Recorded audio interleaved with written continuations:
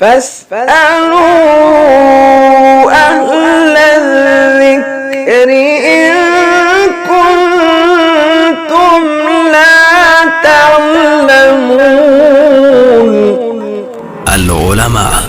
علماء و عوام میں حائل خلیج دور کرنے کی ایک منفرد کاوش۔ بسم اللہ الرحمن الرحیم۔ لجنۃ العلماء للافتاء، فتویٰ نمبر 115، 10 ستمبر 2021۔ سوال: طوطا کھانا حلال ہے یا نہیں؟ اسی طرح پنجے سے پکڑ کر کھانے والے پرندے کا کیا حکم ہے؟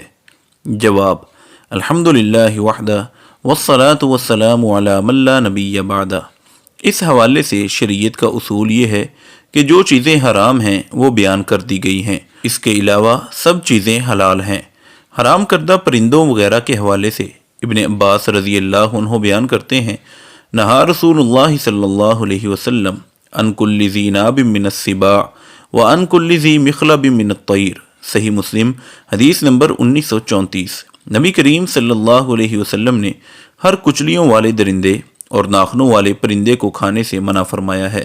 والمراد بذی مخلب من الطیر الذی یصید بمخالبہ مع الطیران فی الہواء، بذل المجہود، جلد نمبر 16، صفحہ نمبر 130۔ پنجے والے سے مراد وہ پرندہ ہے جو ہوا میں اڑتے ہوئے اپنے پنجوں سے شکار کرتا ہے، جیسا کہ باز، چیل اور شاہین وغیرہ، یہ سب حرام ہیں، جبکہ طوطا ان پرندوں میں سے ہے جو ہوا میں اڑتے ہوئے پنجوں سے شکار نہیں کرتے بلکہ کسی چیز کے کھاتے وقت پنجوں سے دبا کر مدد لیتے ہیں۔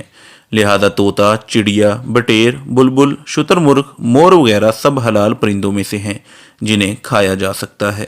مفتیان کرام، فضیلت الشیخ ابو محمد عبد الستار حماد حفظہ اللہ، فضیلت الشیخ عبد الحلیم بلال حفظہ اللہ، فضیلت الشیخ جوید اقبال سیالکوٹی حفظہ اللہ، فضیلت الدکتور عبد الرحمن یوسف مدنی حفظہ اللہ، فضیلت الشیخ سید مجتبی سعیدی حفظہ اللہ، فضیلت الشیخ ابو عدنان محمد منیر قمر حفظہ اللہ، فضیلت الشیخ حافظ عبد الرؤوف سندو حفظہ اللہ، فضیلت الشیخ ابو محمد ادریس اثری حفظہ اللہ۔ علماء و عوام میں حائل خلیج دور کرنے کی ایک منفرد کاوش۔